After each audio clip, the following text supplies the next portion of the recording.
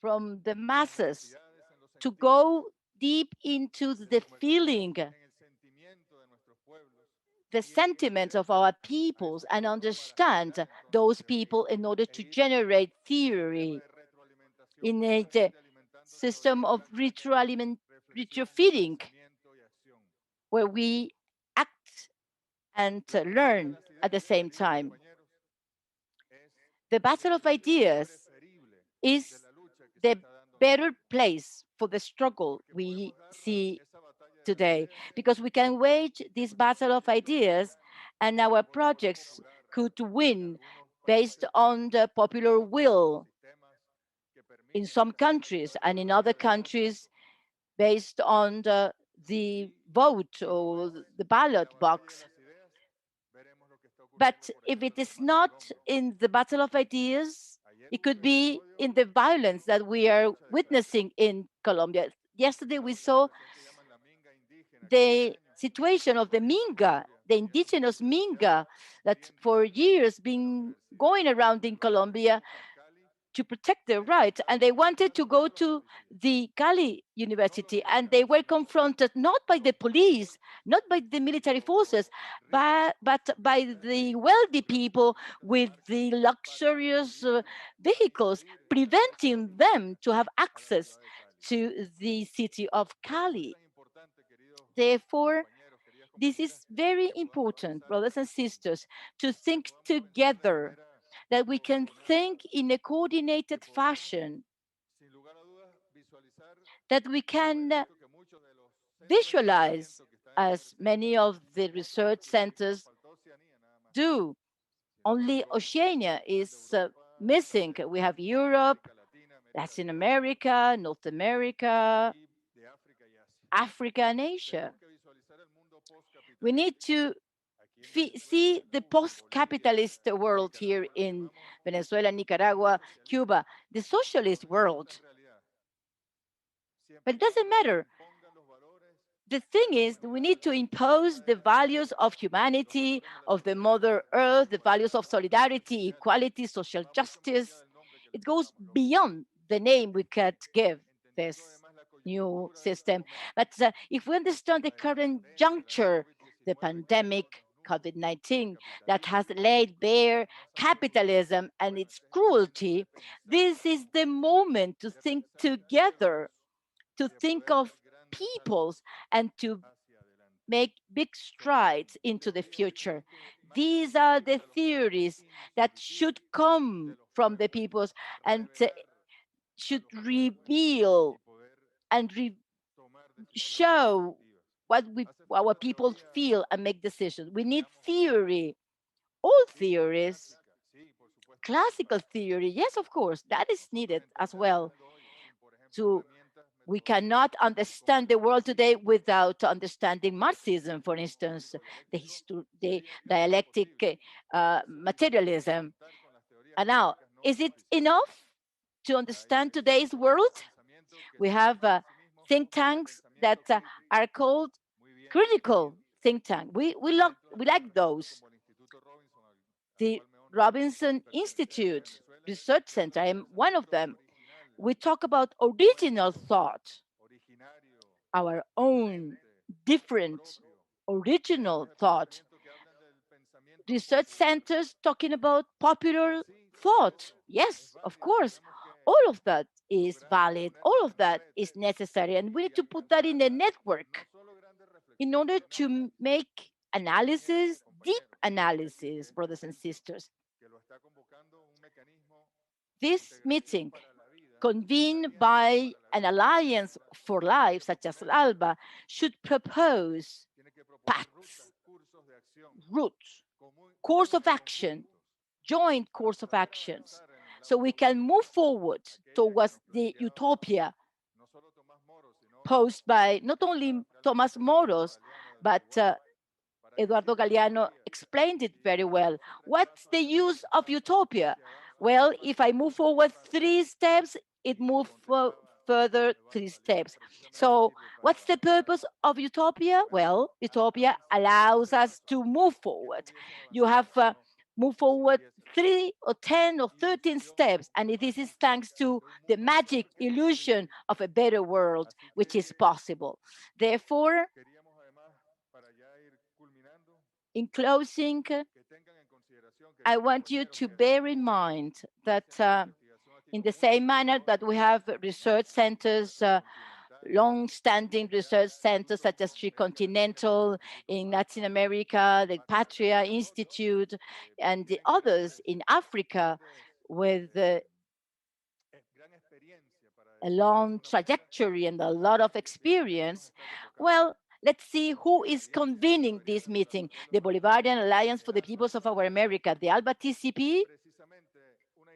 It is an insurgent idea among the mechanism, not of integration, but of unity of the peoples that goes beyond those 9 member states. It goes beyond the peoples of our Latin America and the Caribbean.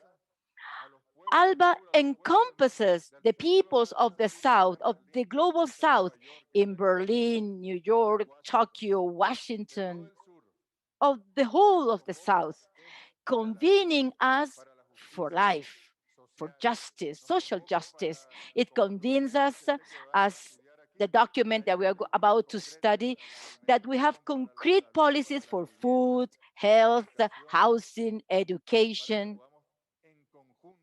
So together we can liberate us. Research centers for liberation, and they have been convened by ALBA-TCP today.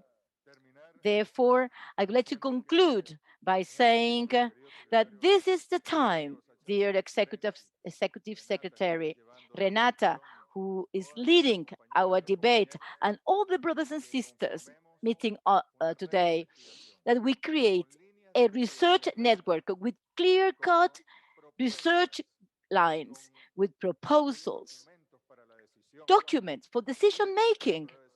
It should be very, very concrete documents that we take to the president of our countries or a government, that we could take to those organizing for grassroots movements and protests, or those who could reach power, who could take the people to power.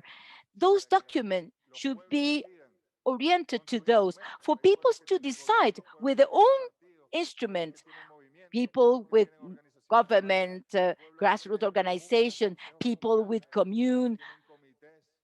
uh, communal councils. We need to make decisions. It is not enough to think, to reflect. We need to act. So that should be the spirit of this network of popular research, original research and thought. So we need to congratulate you. And those people expect a lot from us. They expect a lot from our governments and intellectuals. Thinkers should be organic intellectuals to organize the people, organic to generate policies, to plan and to implement those policies. Thank you so much, and congratulations for this great initiative for the peoples. Thank you, Jorge. Viva Fidel, Viva Chavez, solidarity to Colombia, and Viva the international solidarity. So now let me introduce you all to Vijay Prashad, the Executive Director of the Tricontinental Institute for Social Research, that will now make a presentation of the preliminary document that you have received for this meeting. So please, Vijay. Thanks a lot, Renata. It's great to be with Jorge. It's super to be with Sasha. I'm very grateful that ALBA TCP has convened this meeting. Good morning, good afternoon, good evening. This is a very, very important period in our history. Around us is the wreckage of the capitalist system. It's not that COVID 19 has disrupted things. COVID 19 has poked a hole into a system that is deeply fragile, a system which has refused to finance life, to finance public health, to finance the public sector for production, and so on. Deep rot in the system revealed by this pandemic. In 2015, the United Nations said, let's have sustainable development goals. Every single UN agency has now said those goals will not be met by the target date of 2030. In fact, if you look at it, they were not going to meet the deadline of 2030, whether there was a pandemic or not. That deadline was not going to be met. For instance, global hunger, goal number 2, not going to be met by 2030, even if there had been no pandemic, but now certainly no. When ALBA-TCP decided to call this meeting of research institutes, the discussion we had was we must from the beginning do something together. We must do something together. The clearest thing we can do together is to develop a platform for the short term, for our governments, for our movements, and so on, to give intellectual leadership in the battle of ideas. Already we see the World Economic Forum and other groups like that, research institutes like that, public policy groups like that, put forward programs for more so-called public-private partnerships, for more privatization, for using public funds essentially to shore up a system which is in deep crisis. Our voice is not there in that debate. Our voice has to be there in that debate. If our voice is not there, we are not affirming life. To that end, we began a process of producing a skeletal document which we circulated to you. This document is called Plan for the 7.9 billion. It is a plan in 7 parts, and if you'd like an 8th part, by all means, let us know, and I'll come to the method in a second. A plan in 7 parts that attempts to put our views forward. Our views not only coming out of our research, but also out of our movements, because our movements and our research work in a sense, in tandem. Our research, our movements, our research work together. We are separate, but we work together. So we produced this draft document, which I hope you've been able to have a look at. This is a document that affirms life and does not affirm death, because the system we're living in, by and large, affirms death rather than life. You have this document with you. Today is the 10th of May. There are now 3 parts to how we wish to proceed with this document. The first part is between May 10th and June 10th. It's an open comment period. And we would like very much for each of the research institutes to send us comment, criticism, elaboration, rewrites, additions, anything you think will strengthen this document. We have not produced the skeleton in order to gain praise. We have produced the skeleton in order for it to be improved. So please, this is an open invitation for dialogue, for criticism, for elaboration. So the first period from May 10th to June 10th will be an open comment period, and we welcome, therefore, your input. After we close the open comment period on the 10th of June, the small secretariat we have between ALBA-TCP and Tricontinental will produce another draft document, which we will circulate to you by July 1st. This will come to you in Spanish and English. Having circulated the document on July 1st, we will expect in 2 weeks, by July 15th, that we will get your input and feedback. And the calendar for this will be shared by you, but I'm sharing it nonetheless. Then on August 1st, we'll circulate the final draft. So we've had a draft, and then we've had a final draft. This final draft will then be translated into several languages, and will be released in the first week of September. Now, I want to say two things about the first week of September.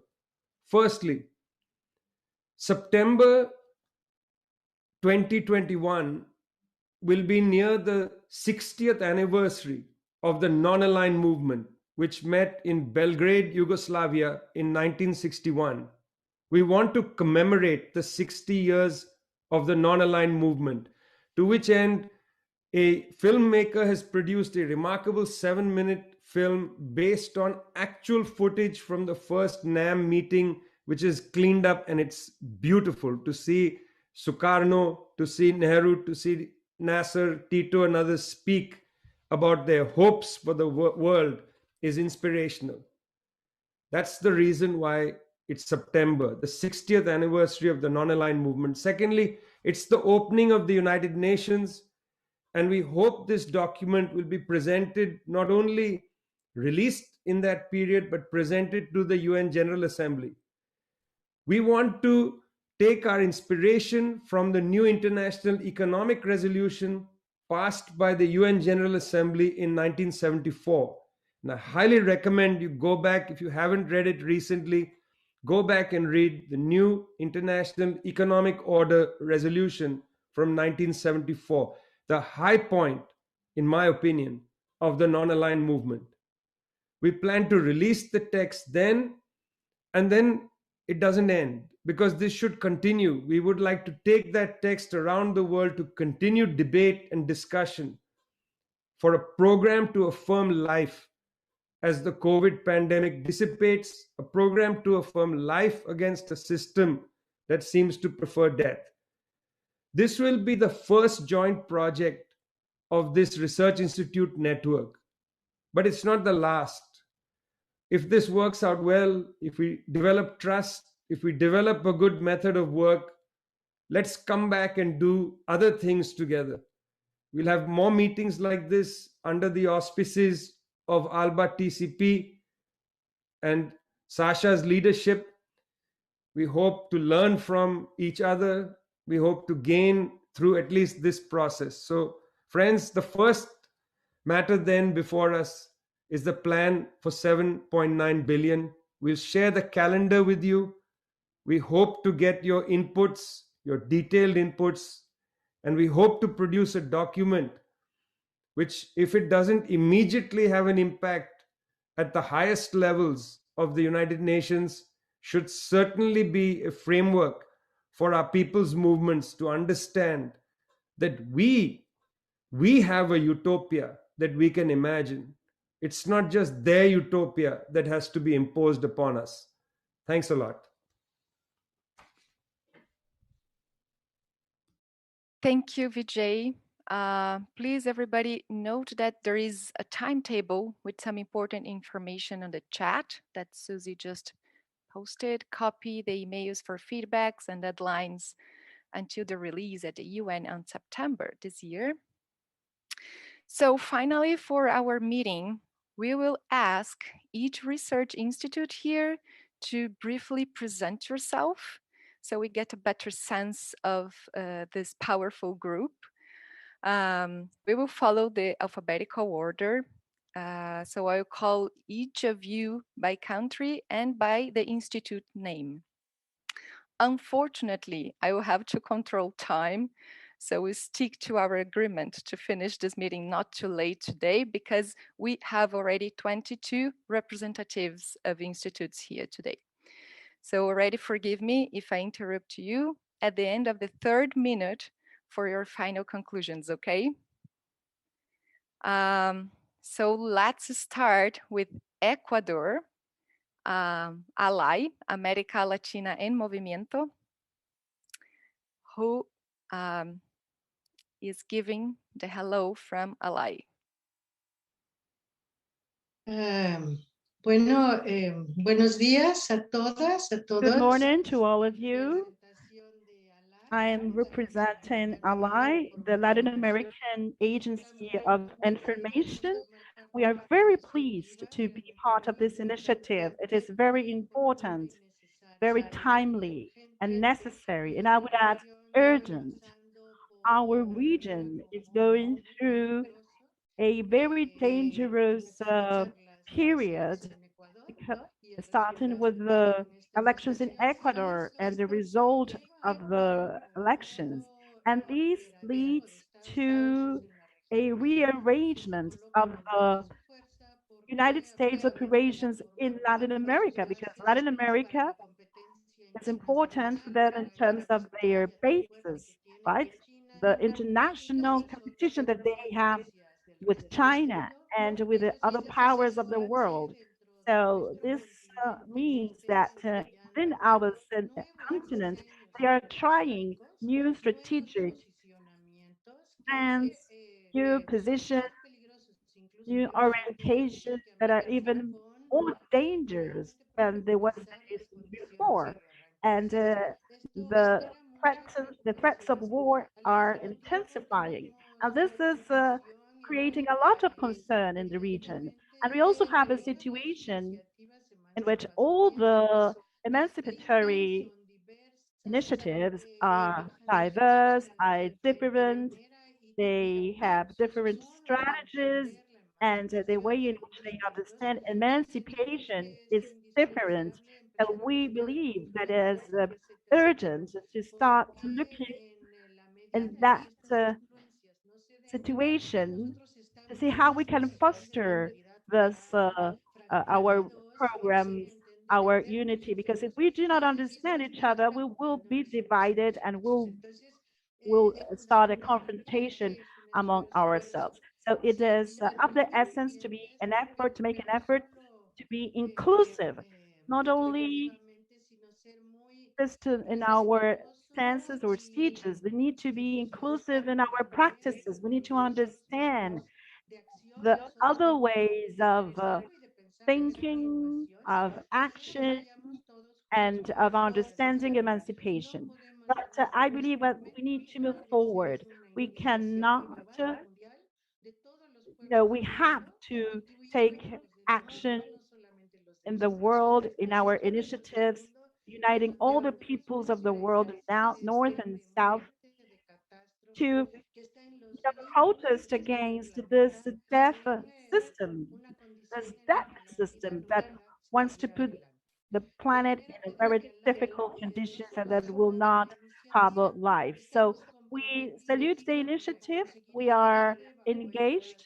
We want to move forward under these guidelines, and we will continue developing our activities, our think tanks, our ways of action as we have done so far, but in a much more deeper manner and a more articulated manner with the rest of you. So we're very happy and thank you very much. Thank you, Anna. Thanks also for sticking to your 3 minutes. Welcome to this group.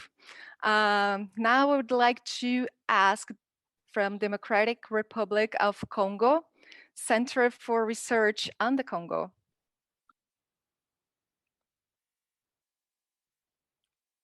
Is anybody from Democratic Republic of Congo, Center for Research on the Congo?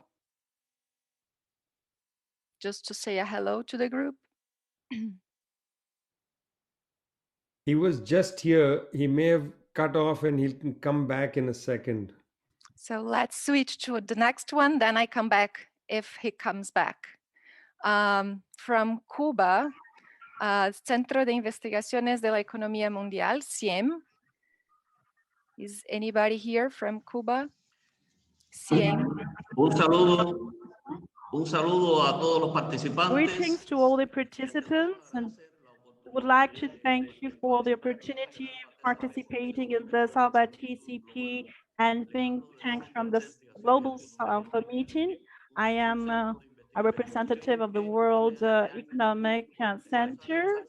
We are commemorating the 40th anniversary of our creation by President Fidel Castro, which also accompanied the political thinking all through our history.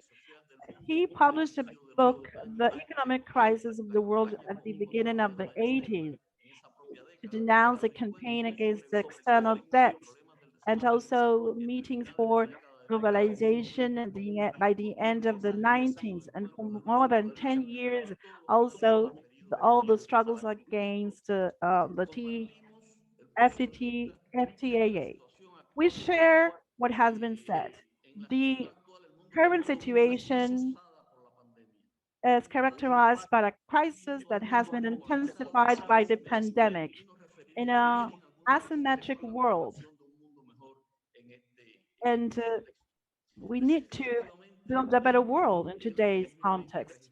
In 2020, there was an important economic downturn, and there is a lot of uncertainty in the economic field. Unemployment rose with a loss of 250 million jobs. And there was a significant loss of income of $3.7 billion for unemployment. Trade world also experienced a dramatic fall of 10%, and mainly in when it comes to goods and services. And external debt continued to increase.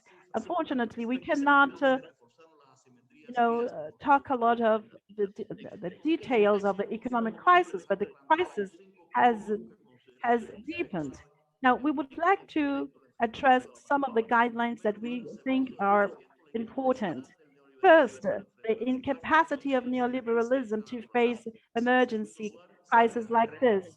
Second, to strengthen the role of science as a key component to the make decision process. The third, the importance of locally developing responses. And fourth, the need to incorporate the environment in the post-COVID era, to present the environment as a precondition to avoid new pandemics. And finally, the need of amplifying cooperation and international solidarity. As you know, Cuba has a lot of experience in cooperation, not only in cooperation, but also in education and resilience and response before disasters and the search of the common solutions sometimes opposes the imposition of unilateral coercive measures. In case of Cuba, the U.S. blockade supersedes the $4 million till March 2020, and it has been compounded by the last US administration. So these are some of the ideas. Unfortunately, we don't have much time, but we would like to reiterate our gratitude for being here and sharing all of our ideas. Thank you very much. Let's keep with Cuba. There is the Centro de Investigaciones de Política Internacional. If you would like also to present yourself, just please Sí, note. buenas tardes o buenas noches para los que están en otro uso horario. Antes que todo, Good agradecer la morning, good afternoon. Thank you very much for this invitation to ALBA-TCP to take part in this exchange, which is very important to discuss with our research institutes. My greetings to Foreign Minister Arreaza, Executive Secretary Llorenti. We know we do not have much time. We need to think about the impact of the unilateral coercive measures. Cuba has been resisting for 62 years. To think about a post-pandemic world, y por lo tanto estamos relevados and other topics already raised by my colleague. We have a young center created 10 years ago, created as a result of other 4 regional centers that existed previously, and we address a wide variety of topics regarding international affairs. Cuba is going through a special moment from the point of view of science and contributions, especially social sciences and international affairs. We fully agree with the Foreign Minister Arreaza that we need to have research lines, and we need to compete with political platforms also, and to set clear-cut objectives for the struggle of our peoples. The pandemic has revealed the weaknesses of the capitalist system in various countries. But also we need to think that we are facing a rejection to multilateralism defended by the former US administration. And today, with the new administration, we have a multilateralism à la carte. So from our joint action, we need to address this lack of multilateralism. This is a brilliant idea to hold this meeting. This is very new. We mentioned Fidel and Chavez and their thought. We remember what Martí said. A fair principle in a cave is stronger than an army. So this should be an army of thoughts with platforms, and then we're going to be much more respected. We're going to review the document presented by our friend Vijay. We're going to give our reactions, and we make proposals to that document. And you can, of course, count on our support. You mentioned the importance of anniversaries of movements. Yes, we organized 2 summits of the non-aligned movement. And I wanted to say finally that on June the 21st, there will be a new resolution in the UN against the US blockade. And of course, we count on ALBA and the members and countries around the world. And to underline an idea mentioned by the foreign minister, let's talk from the south, the global south, but within the north, we also have a south that sometimes we ignore. We need to take it into account, and that south within the north supports our expectations from the global south. Thank you very much for this kind invitation, and we will be participating as long as you invite us to do so. Thank you very much. Thank you. It's a pleasure having Cuba with us today. Let's go back to Congo. I think Kambale is back from the Center for Research on the Congo. Please, if you're there, to present yourself. It's actually humbling to have Cuba go before. Cuba and DRC has a long history of connection. We take our inspiration for the struggle. And in DRC, at the Center for Research for the Congo, we look forward to working very closely with everyone here. We want to get the information on the ground about our reality and continue to build solidarity and the concrete research that will help us. My name is Kambale Musavuli with the Center for Research on the Congo. So looking forward to working with you all. Thank you, Kambale. Welcome to this network. Let's invite now from Italy, Centro per la Riforma del Stato. If you're there and if you're ready. I'm here ready. Hi. So comrades, greetings from Italy. I'm here as a representative of the Center for the Reform of the State, as mentioned, together with my comrade Marco Montelisciani. Many thanks on our behalf and on the behalf of our center for inviting us to participate in this extremely important meeting. It's really an honor for us to be here. And just a brief overview of who we are.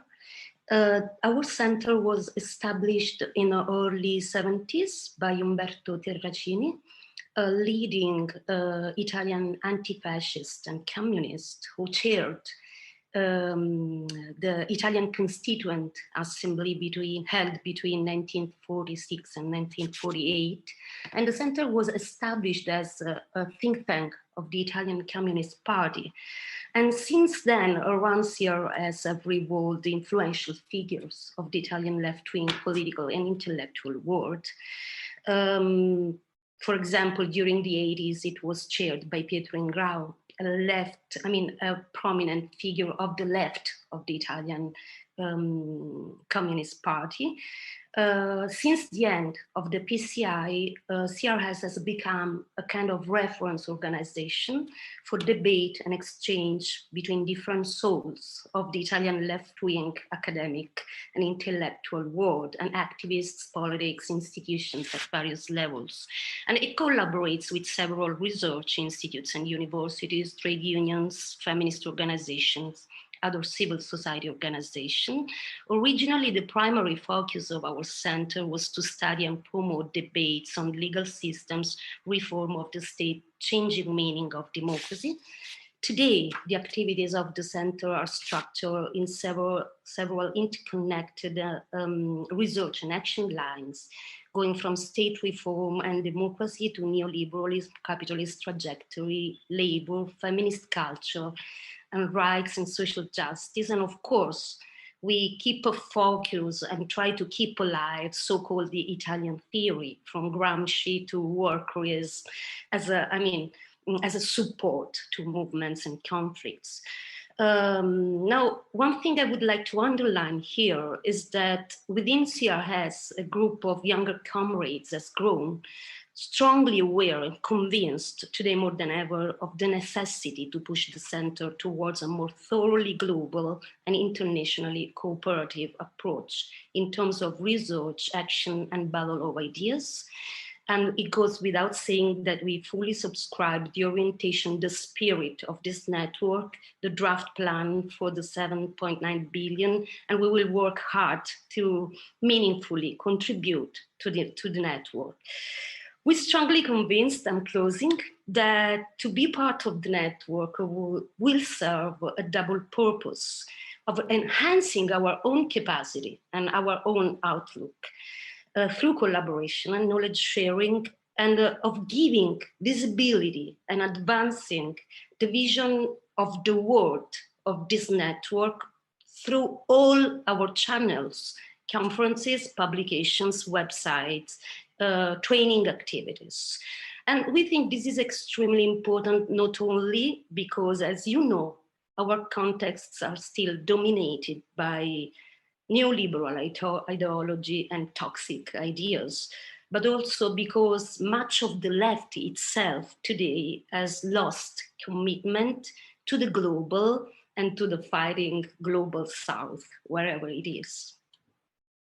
Thank you. Thank you very much for joining us from Gramsci's land.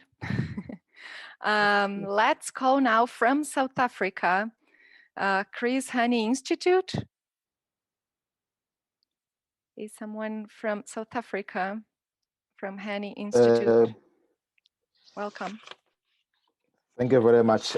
Good evening, comrades, and thank you very much for this wonderful invitation by ALBA-TCP, and we are also quite honored and are very happy to be invited to be part of this alliance of Marxist and communist and socialist research think tanks in the South.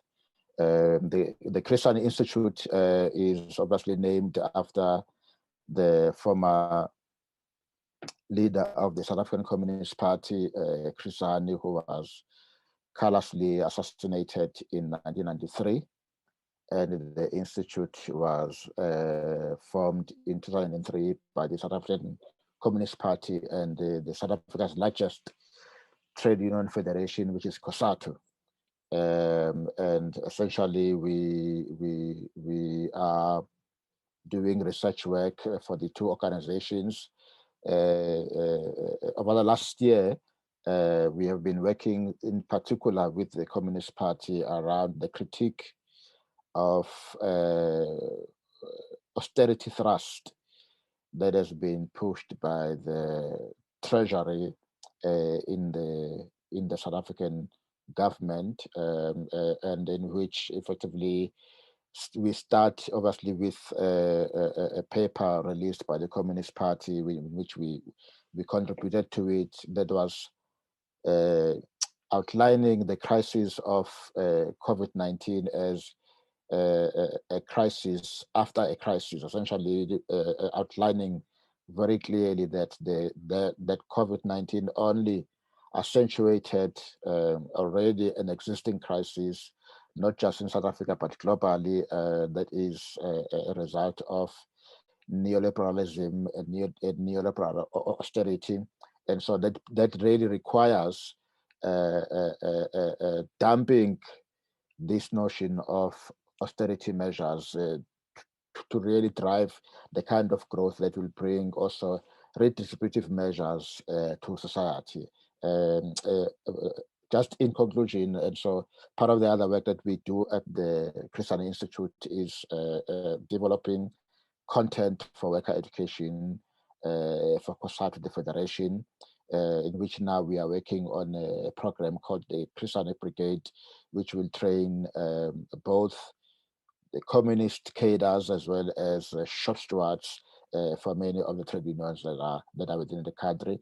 We are very welcoming the document that also we saw, and we welcome the request for contribution. And so we will look at it even more further and actually to make our own contributions of what are the points. But we welcome this international collaboration of left think tanks, and we believe that we can be able to do more, especially for the development of the South. Thank you very much. Thank you very much. Now from Lebanon, if the Consultation and Research Institute is here and ready. We are here and ready. Welcome. Hello, everyone. Thank you for hosting us and for this great initiative. My name is Rania Nader. I am here along with my two colleagues, Rida Hamdan and Leah Bukhater, representing the Consultation and Research Institute, CRI. CRI was established in Beirut in 1977. At that time, there was civil war in Lebanon, and we had spiraling inflation, much like the inflation we are witnessing now today in our country. Workers and labor unions were in the streets demanding a much needed wage adjustment, and the government had stopped issuing inflation indices at the time. And so CRI was created to fill that gap by issuing a consumer price index to assist labor unions and shape their demands. In addition to that consumer price index, which we continue to issue to this day, CRI conducts a wide variety of research projects in many of the fields that are mentioned in the preliminary document that you shared with us, like health, education, labor, local development, etc. Many of our projects are for the Lebanese government, and many are funded by UN agencies, international NGOs, and also by aid agencies that are directly linked to ministries of foreign affairs of the countries of the global north, such as USAID, DFID, and others. This means that we have acquired a certain familiarity with the agendas, both declared and hidden behind much of what is referred to as humanitarian programs targeting countries of the global south. And we hope that our experience in both the subject matter of policymaking and in the way these policies, sometimes policies of death, as Vijay has said, are shaped will help us be useful resource partners for other fellow research institutes and for the Alliance in general. I yield the rest of my time. Thank you. Thank you. Welcome, CRI, to our network. Now going to Dominica. First, Dominica Association of Industry and Commerce. Are you there? From Dominica, we also are having Dominica State College, the university.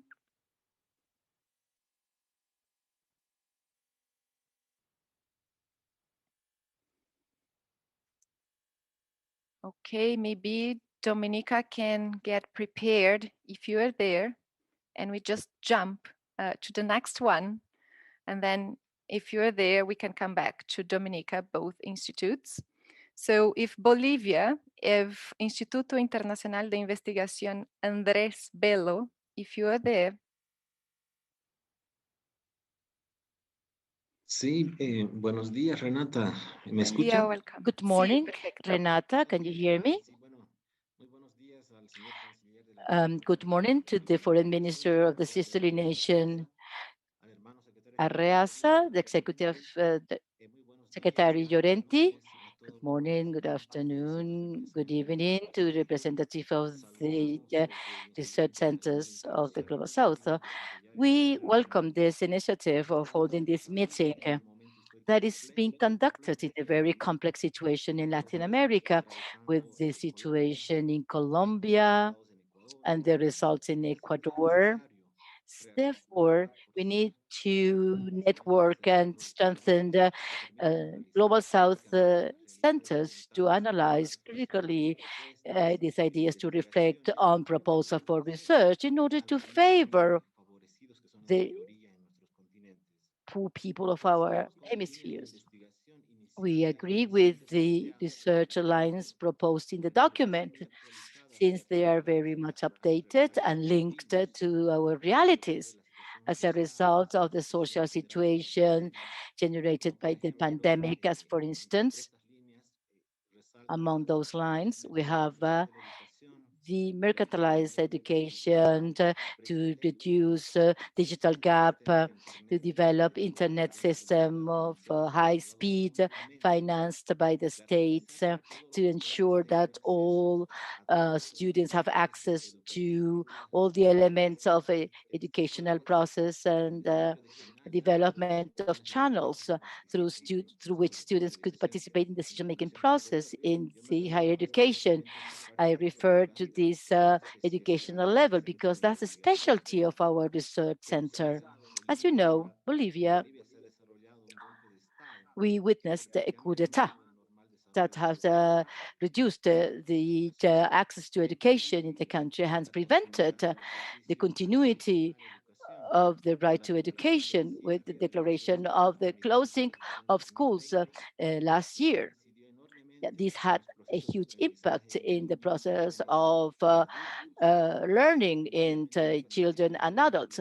And the pandemic has weakened the education continuity and has posed new challenges to remove digital gaps. Therefore, our center agrees with those lines, and we are willing to work in tasks proposed by you. We are ready to coordinate some tasks and actions. We did it already since 2008. We have already published a few documents. We are willing to share those with you. Here we have one of those, ALBA-TCP. We have other publications in line with educational matters, and we are willing to generate new research lines to coordinate with the sisterly organizations. And we thank you for this initiative, the team working behind the scenes. And thank you so much for listening to me. Thank you, Franz. Please share with us your publications. It's super welcome, and welcome to the network. So we are in Bolivia, so let's see if there is someone also from Bolivia. Claro que sí, lo vamos a hacer. Gracias. Thank you. Sure, we'll do that. We will share our publications. Now, also from Bolivia, if there is someone from Instituto Patria Grande. Aló, aló, ¿me escuchan? Can you hear me? Welcome. Gracias. Buenos días. Thank you. Good morning. First, I would like to greet all the participants, the brothers and sisters that are participating in this meeting, and to thank you. Also to greet the Foreign Minister of the Bolivarian Republic of Venezuela, Jorge Arriaza, and our Executive Secretary of ALBA, Mr. Llorenti. We are indeed very grateful on behalf of our institution in Bolivia for the invitation, because it is just the first meeting, and it's our first participation as an institute. And I would like to seize the opportunity to tell you all that We are an institute that wants to strengthen political training of representatives of the grassroots, the social movements in Bolivia, and also the ALBA-TCP member states. And our criteria is a liberating one, considering the revolutionary spirit that all the countries that are participating in this activity have. We have an anti-imperialist, anti-colonialist approach, and through the critical debate and through our clear positions on of the different institutes that are participating here, so we could question in a strong manner capitalism structure. And after the crisis that started with coronavirus, we can see all the weakness of the capital system, right? And all that they do in order to subject the people and the less favored classes, as it has mentioned, we agree with this calendar. We want to work with it, and we think that after that we have recuperated democracy here in Bolivia, we need to disseminate what mechanisms are available in order to gather our forces and to let them know that there are many other institutions that want to strengthen our mechanisms, our linkages between the several grassroots movements, so that we can avoid or prevent the right wing from recuperating some places or spaces that we have gained, and that they not seize the opportunity of the crisis posed by the pandemic 19 to, double down in their attacks. We have just started in our institute our activities, and I hope that we will make a contribution in the activities. Thank you very much. Thank you, Luis. Welcome, Patria Grande, for this joint work. Let's go to Argentina, if there is someone from the Instituto Patria. Argentina, Instituto Patria. Hola, buenos días. ¿Me escuchan? Yes, welcome. Good morning. Can you hear me? I'm very pleased to greet you all with a very warm greetings to all the brothers and sisters that are participating in this meeting. I would like to thank Santo Valenti, who we met during his exile in Argentina after the coup d'etat in Bolivia. And we're very happy to see that he is already working, organizing meetings like this one. I belong to the Patria Institute, was created by Cristina Fernandez when she won, when neoliberalism won in my country. We created a political training institute. My responsibility has to do with communications, particularly political digital communications. And from our institution, I would like to make a call to take into consideration the need of using the TIC, the digital media, in a very creative manner, including the development of several technologies that we need to have. Today, the Prime Minister talked about the new economic world order and its anniversary. And I would like to also talk about the new world order on communication and information of 1980, because the condition of the ITT and the subjectivity in the world in this historical period of communications and after the pandemic, well, we needed to go back to those ideas and go back to these orientations in order to reformulate them in light of the needs that we have today, the political projects that we have, and the popular struggles from the global south, it is important to look at that and to also talk about the territorial digital means to develop our tools and develop our processes. It is of the essence that we put emphasis on the digital domain so that all the projects that we will elaborate in the future could really have an impact.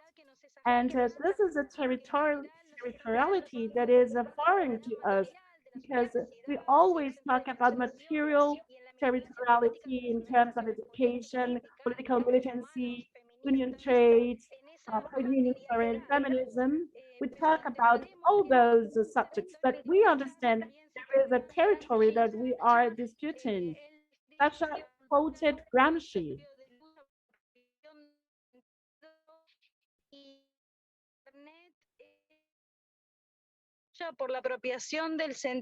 And we need to understand the importance of digital tools. We need to use them in order to spread our paradigms and always inspired by our love to life that is a driving force for this movement. So I'm very grateful with the Institute. I'm ready to work on the elaboration of these plans. And I want to call not to forget communications as a fundamental and essential component of the struggles that we are leading. Thank you very much. Thank you, Fernanda. Thank you, Instituto Patria, for being here today with us. Now moving to Venezuela, if Instituto Samuel Robinson is there and ready. Instituto Samuel Robinson. Muchas gracias. Welcome. Muchas gracias, Renata. Thank you, Renata. Thank you very much. Good afternoon to the Foreign Minister, Vice Minister, brothers and sisters of the world. I am Diego Sequeira on behalf of the Simon Robinson Institute. It is a pleasure to be here with all of you. The Samuel Robinson Institute for the Originary Thinking aims at globalizing Venezuela or socializing globalization. And we have gathered all of the experiences that we have under the war that we have been subjected to in order to produce a response. We know that we are anti-imperialist, anti-liberalist, anti-capitalist, but sometimes we do not know exactly what we are, where we are going to. So this is what the necessary construction that we need to do. We need to build, a common terminology so that we all understand where we are looking forward, what we are going to do, and that we'll be able of disarticulating the enemy. And once we identify it, we can, disarticulate it. So if you cannot identify your objectives clearly, you will not be able to attain the goals. And I think that we really need to have clarity, mostly in the current context of what we need to do. What we need to do. Simon Bolivar used these words. He says, we need to be bold in planning and prudent in execution. But he also said that sometimes being prudent was being bold. And I think this can be applicable in today's situation. We have to seize all the opportunities to move forward, in spite that there are not many. So thank you very much for everything. Thank you. Thank you. Well said. Thanks for joining us. Now, still in Venezuela, is Instituto Simón Bolívar there? Carlos? Bueno, muchas gracias por esta invitación. Thank you very much for this invitation. Greetings to the Foreign Minister, to the Secretary, to the Vice Minister. I'm very happy to participate in this meeting. We believe that it is very important indeed for the history that we are writing right now. As many of you have said, it is important for us to have a proposal, to have a vision, our own vision of the future. We come from the Simon Bolivar Institute for Peace and Solidarity Among the Peoples. And As Cabañas said, he said in Bolivia that that institute was very young. Our institution is less than 1 year old also. So it is indeed a challenge for all of us. Our main focus is the study of the solidarity as a key component of the relationships of the peoples who are in struggle for their emancipation, is active solidarity to achieve peace among the peoples and the nations. Our institution was born in the framework of the hardest campaign against Venezuela. Last year, that campaign was named maximum pressure against Venezuela. And we are not alone in this. We know that our brothers and sisters from Cuba have also been subjected to this kind of attacks. They even talked about a 2.0 Monroe Doctrine. They wanted to subject Venezuela to a incredible situation of under the force of the unilateral power. So we have a project to inspired by Simon Bolivar to re restore equilibrium to the universe, right? So solidarity with Venezuela over the last years has been patent more than ever, especially after the announcement of the unilateral coercive measures against our country. And one of the domains in which we are working, one of our working areas which we could share, all of us, is the following. We are wondering if we raise our voices in common, if we cooperate, we can better understand the impact of the unilateral coercive measures, and we will make more visible these attacks against the international law. We have already worked with our friends of the Transcontinental Institute of Social Research in terms of the unilateral coercive measures, and I believe that we will continue working on this field. And I would like to congratulate ALBA for the initiative. ALBA has been very innovative in integrating countries.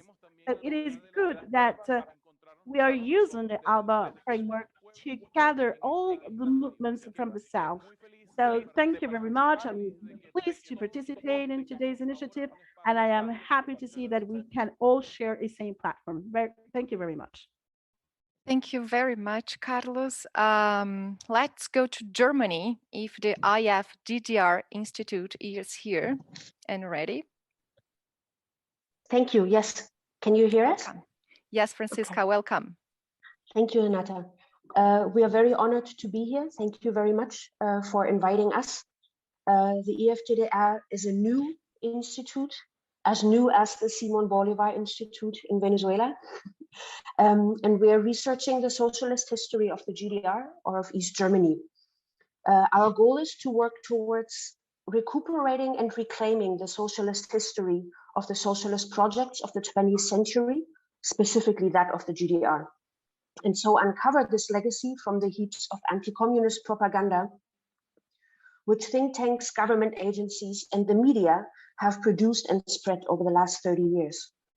While our subject of study is in the past or is history, we believe that our impact will be felt in the present and in the future, because owning the socialist past will provide us, as Vijay and also Comrade Jorge have already mentioned, with our own concrete utopia in the face of this wreckage of capitalism.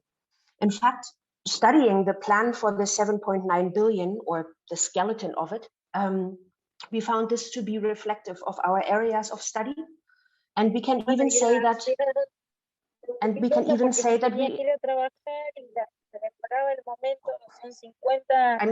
hearing the Spanish translation now. Is everything cool? Now you're back, yes. Okay, I'm sorry. In fact, looking at the plan for the 7.9 billion, we found it reflective of our areas of study, and even more so, we found that we have known a time where especially many of the social demands were actually realized. So we believe that this is going to be, or we hope that this is going to be useful. We salute this effort, and we want to ensure you all that our research is happening at the service of the specific needs of these anti-colonial, anti-capitalist, and socialist movements. And we want to emphasize that our research is at your service in this battle of ideas. Thank you very much for having us here.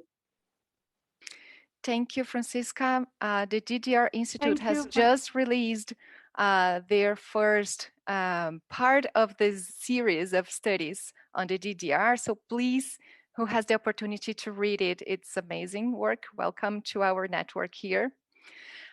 So going to the United Kingdom, if Marx Memorial Library is here with us. Yes, I am. Welcome. Okay, thank you. Can you hear me? Yes. Yes. Okay. Well, thank you very much indeed. We're very happy to be here. And if I forget things, I'm sure my colleagues will join in. We're a library, an archive, and a workers' school. And that's very important because we think that political education is more important than ever in the battle of ideas. We have amazing archives from particularly Spanish Civil War, anti-fascist struggles, labor and peace movements, and international solidarity. And we're working on the archives of that, or we will be. We have a journal, which is called Theory and Struggle. I don't know if you can see it. Our latest issue looks at this pandemic from a Marxist point of view to understand the global economic, health, and environmental aspects, to look at mutual aid and to look at socialist responses from Vietnam and Cuba, and of course to look at the implications for labor and the class struggle. We have other publications that specifically support our Marxist education, and my colleagues here, Mary and John, have been key movers in developing that education program. And so we have two books that specifically relate to those classes. And our education program has really taken off in the pandemic period because we've been developing Zoom and reaching new audiences. And finally, I just say that we're involved in a research project, producing research and publications with Unite, the largest union. I think this is a unique project because we're working with the union to understand its own history and struggles and develop materials to take the battle of ideas forward. So those are the main things, and thank you very much for the opportunity to be here. Thank you, Marjorie, for joining this network and for being here today. Welcome to this group. Now going back to Argentina, if Observatorio del Sur Global is here. Global South Observatory. Sí, aquí estamos. Welcome. Sí, aquí estoy. ¿Me puedes escuchar? Can you hear me? Yes? Yes. Okay. I am Mariana Vasquez. I belong to the Buenos Aires University and Global South Observatory. First of all, I would like to thank Sacha Florentis for the invitation and this initiative.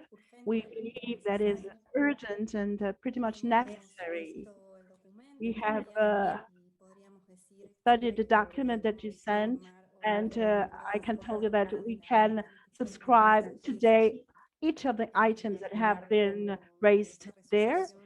And in the framework of that resolution, there is nothing new to add to it, I would say. And then we've taken the Bandung spirit, as it was said before. This agreement comprises all of our challenges. Probably what we have to do now is to reach an agreement on the different steps to advance in our efforts. So we are ready to work on the agenda with concrete items that we will later on share with all of you. But I do have a concern regarding optimism that you can see in some of the think tanks, the progressive think tanks, on the shift of paradigms that you could say are emerging with respect to COVID-19 crisis. We agreed that the COVID-19 has made visible inequalities and the problems of the financial international system, right? But there is a certain optimism in some organizations regarding a shift of paradigm, such as the new agreement of Biden. I think that this is dangerous. I think that we need to question with the more severity those narratives. But I think it is important that we consider that we need to emphasize on the judicial international system, which is what we want to transform. What is happening with the World Trade Organization? What is happening in other organizations? What is happening with all this structure that has been created so far, and which is at the which are responsible of the social injustice. And we also need to question the patterns of development. For instance, today Peru is important frozen potatoes from the European Union. Why? I mean, there is a structure that we need to look at, and we need to question furthermore. And this is part of our proposal, right? And also something that was raised by those who talked before me, that has to do with the idea we cannot compartmentalize or break off knowledge. I had to coordinate the unity of social participation in Mercosur when Venezuela was not had not been suspended of Mercosur. And this is one of the challenges that I identified that has to do with what we want to build, how to strengthen the permanent dialogue of our knowledge. And I think that the ALBA Secretariat has a key role to play in that regard. There are links with the social movements in this platform that we're creating today. And I believe that these bonds are key. Latin America has wonderful experience in that regard. We cannot have borders for our project, right? Not in terms of our operation and in terms of our knowledge. We need to tap into our common knowledge in order to attain our objectives in spite of the pandemic, in spite of this crisis. So I agree with the document. I am grateful for convening the meeting, and from the Global South Observatory and from the common projects that we are developing, the Buenos Aires University, we are at your disposal, and we are glad to make a contribution. Thank you very much. Thank you, Mariana. Thank you for your input and welcome to this network. Going to Ghana, if there is someone from the research group of the Popular Education Initiative. Yeah, we are here. Good evening. Good evening, welcome. Yeah, and thank you for the opportunity and the invitation. I am here with two colleagues, Caris and Justice. The research group, TRG, has been established in May 2020 at the height of the pandemic by the Socialist Forum of Ghana as a center for applied research into social, political, economic, and environmental issues which face Ghana and West Africa in particular, and Africa as a whole.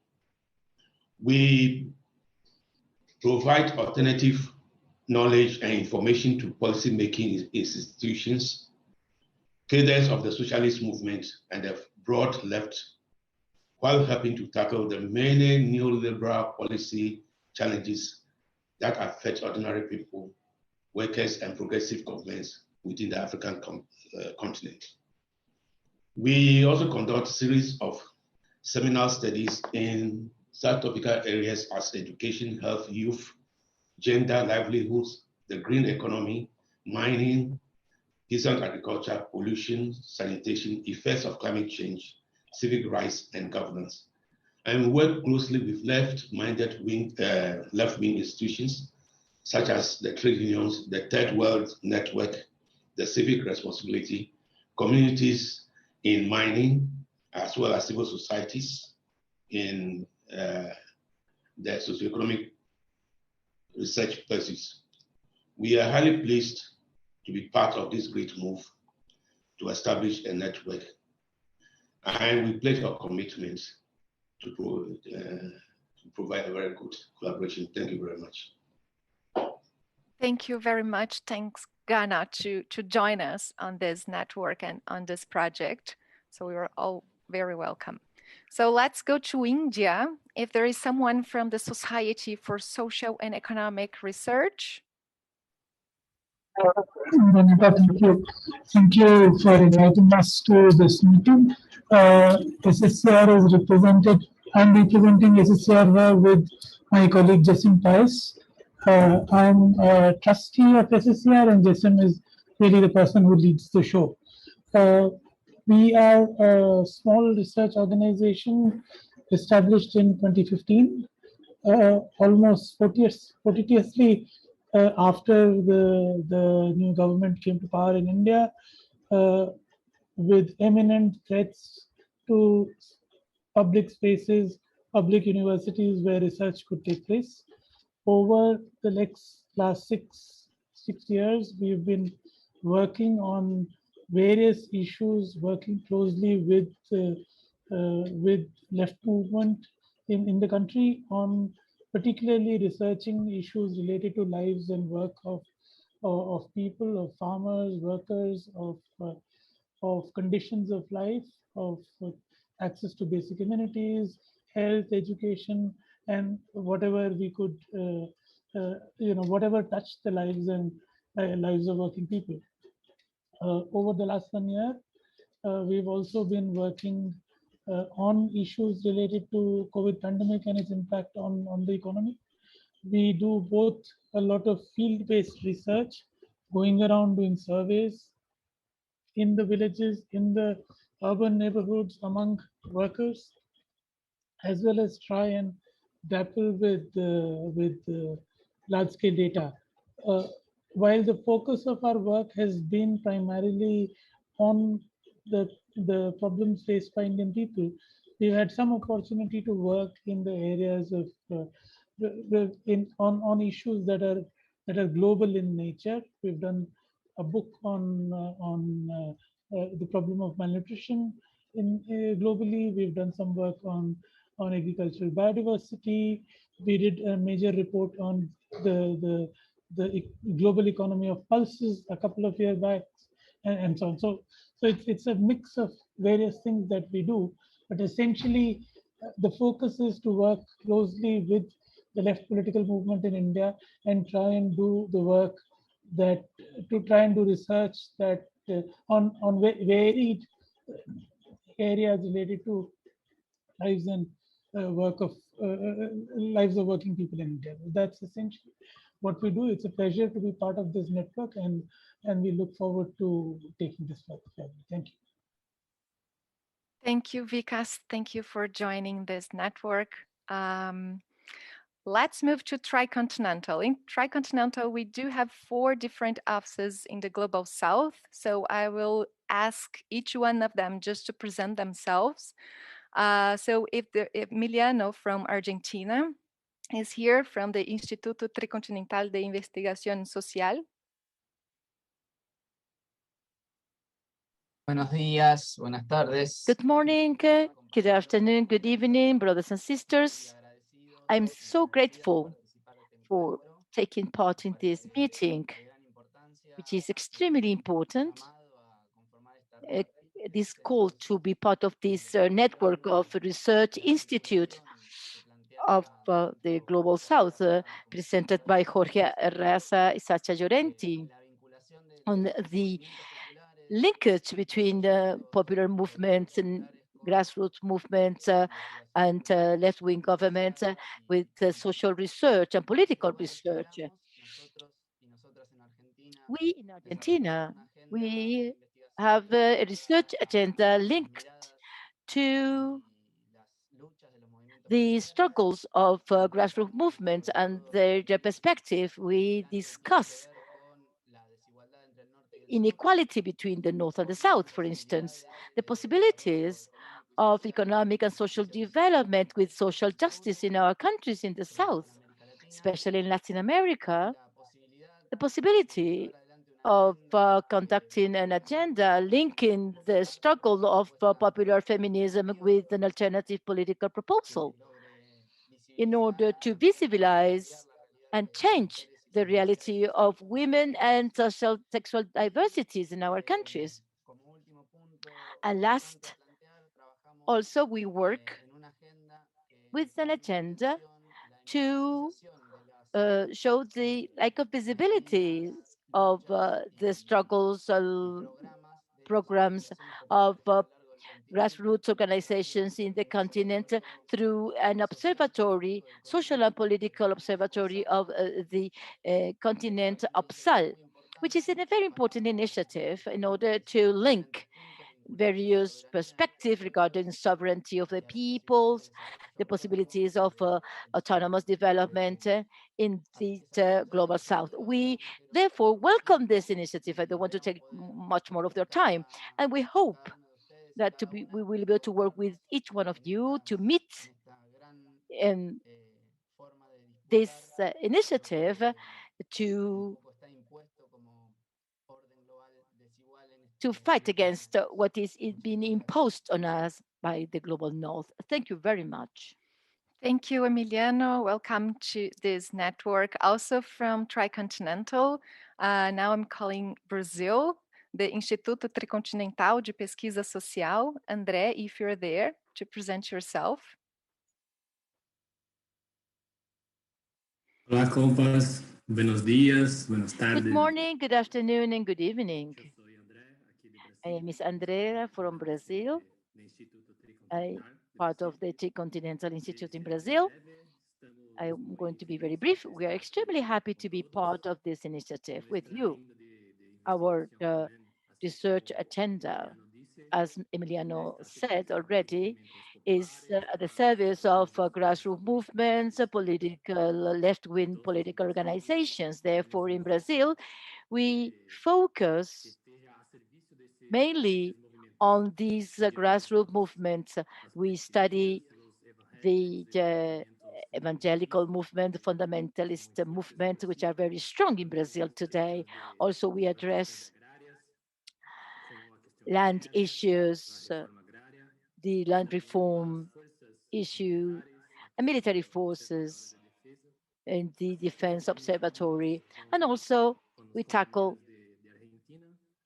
issues with the Argentinian brothers and sisters with UPSAL. We help in this project as well in order to build together what grassroots movements need. Thank you very much. And we are at your service here. Thank you. Thank you, Andrea. Welcome to this network too. Also, Tricontinental Research Services, that is from India. Surjana, are you here? Hello, comrades.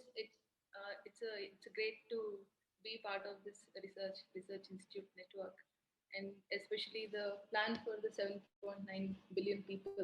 And all of you know, India is in a terrible situation right now, and the 1.3 billion people here really badly need this plan. So we look forward to being, much of this plan is what really India needs, and we really look forward to contribute to it and see how it develops, and hopefully push it in our country, in our movements. And apart the Tricontinental Research Services, apart from being part of the Tricontinental Network, apart from being part of the exchange of ideas between the movements, which Tricontinental does, within India, we are there are different things that we are trying to do. One of them is creating curriculum material using the latest information that academics have based on this latest academic research, and make sure that this research reaches to activists of movements in an accessible way. So we use videos, graphics, and other things to apply Marxist ideas on Indian history, Indian politics, Indian economy, and present them in a way that is easily understandable to beginners among the activists. And the and we and so tricontinental, we in India we're trying to be a conduit between larger audience and the movements. That the history of Indian communist movements, Indian left movements, and the struggles they're waging right now, and the alternatives they presented in various parts, like in West Bengal, in left, we try to take it to a larger audience within India, to present it in a way that people relate to them, and people see that okay, what can be done as an alternative to neoliberal capitalism. And we also try to be a conduit of between academics and the movements, and see that certain useful work that is being done in academic arena is put in such a way that it reaches to activists, that they understand what is being done, and they're able to make use of it. So that is one thing we do. And another thing we do is we try to use, because India has multiple languages and a lot of very important information, theory, and movement, and struggles and movements out there that need to reach to Indians. And so we also translate quite a bit of the material. We are trying to do that, and to make sure that it reaches to especially the young Indians, who are being inspired by movements, and who probably would go to the left choose the left alternative if it is being presented to them, and we are trying to do that. And I really thank you for inviting us here, and it's great to meet all of you. Thank you, Surjana. Thanks for being here and joining this network. Also from Tricontinental South Africa, is Richard here? I'm here. Welcome. Thank you. Well, as everyone says, this is really a remarkable and very encouraging initiative. You all know what Tricontinental is. In Johannesburg, we've mostly been producing materials for trade unions and social movements. Not that there are many of them in South Africa. There's one major grassroots social movement to use in their political schools. We've also been producing material that can intervene in general debates. We work very closely with Abahlali Basumjondolo, which is the shack dwellers movement, and with the Metal Workers Union and the Food and Allied Workers Union and Farm Workers Union as well.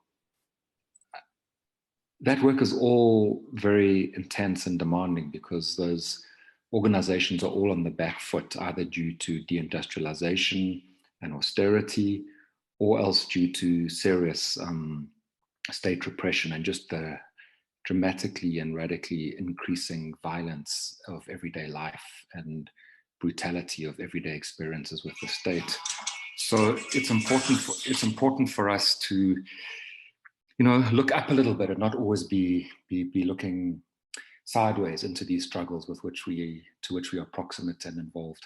So this is a wonderful opportunity for us to think globally and to think across the global south. And yeah, it's something we're definitely committed to. Thank you, Richard. Thank you, Tricon team, all of you that just have presented yourselves. There are two, from my list here, there are two research institutes left. Let's see if from Dominica, if there is someone here from the University of the West Indies Open Campus.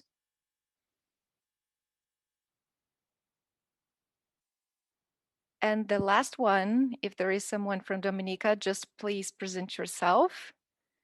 And the last one that I would like also to say some words here is Uralungo Labor Contract Cooperative Society Research Institute. It's from Kerala, Vatakara. Is there someone from Kerala here? I'm here. Hi, Oh, thanks welcome. for inviting us this network, and you may not be, most of you may not be aware about this particular cooperative society. Let me give a brief introduction about it. It's a UN Uralanga Labor Contract Cooperative Society. Is a 95-year-old labor cooperative society based in southern part of India, Kerala, India, and it is one of the largest labor contracts cooperative society in India. It's basically started by the Vakbadananda, is the reformer in Kerala, and it is an anti-caste movement. We have started with a humble beginning with 14 members working in construction. It has been a forefront of the construction and infrastructure development in Kerala. And it has evolved into a diversified, complex cooperative system with more than 12,500 employees in areas like information technology, IT-enabled services, tourism, and social welfare and education. So ULCS has a vision to create a knowledge society with skilled manpower, giving more emphasis to skill development as well as the entrepreneurship. Now, recently, Uralanga Labor Contract Cooperative Society is planning to, it's a beginning stage of a research institute, which largely focusing both the experience of the Uralanga, successful experience of the labor-centered cooperative society and how it can be contributed to the larger academical intelligentsia. So we are planning to have this institute primarily to do the research on the labor movement as well as the cooperative system in India, especially, as well as to learn and unlearn from the global cooperative network. Also, we would be happy to be part of this network because it would help us, since we are in the beginning stage, it would help us to have some interactions. We will definitely contribute to the plan that we have discussed. Thanks a lot. Thank you, Najib, for joining us, and welcome to this network. I think we're done with the list of research institutes. I just want to say that I'm thrilled here. It's an honor and a pleasure and a joy to having this meeting with you all on this remarkable initiative. So also thanks Sasha and ALBA-TCP for organizing this. I am going to give the mic to Valeria Duarte to the final closing remarks. So Valeria, mic is yours. Buenos días, buenas tardes y buenas noches a todas y todos. Primero, muchas gracias por ser parte. Good morning, good afternoon, good evening. Thank you very much for being part of this initiative in the world where globalization gets us closer and the health crisis because of the pandemic showed that few people have a lot and a lot with few things. So we need to work together and linked from the whole world to build an agenda enabling us to have real responses to confront adversity.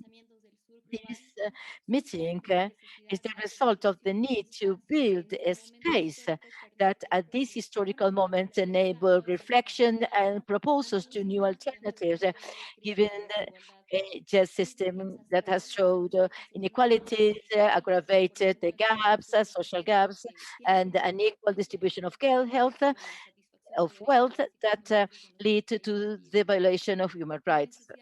The need to work together also both in the academic and from the grassroots movement. It is a task that is pending, not only to debate what is going on but also to propose real solutions to these problems, considering that the various realities that we see in the territories are different. However, currently, there are many similarities because in the different countries, we saw the inequalities resulting from privatization and the lack of a fair world. Among other challenges, we have the climate crisis, water crisis, because of the mercantilization of basic resources. If we do not deal this as a crucial topic, this could have serious consequences. The unilateral coercive measures leading to blockades on sovereign countries, precarity, gender violence, racism, discrimination, that limits the development of our countries, and we need to be part of this struggle. In this regard, and to continue with the steps and to close our meeting, I'd like to thank you very much. And please, if you can send us information so we have a concrete record of institute, so we know your contact people, web pages you have in your research institutes, and to continue with the steps already devised for the final document we are going to sign. And last, I want you to turn on your cameras so we can take a photograph as just to remember this moment, and so we know who we are and that we are together trying to find a solution to all these problems. So let's turn on our camera so we can take a photograph that will be enable us to remember this moment and the creation of this network. Thank you very much.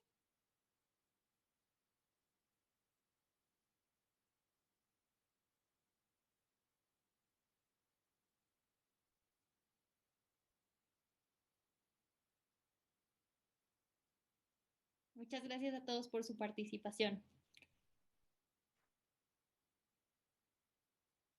Goodbye.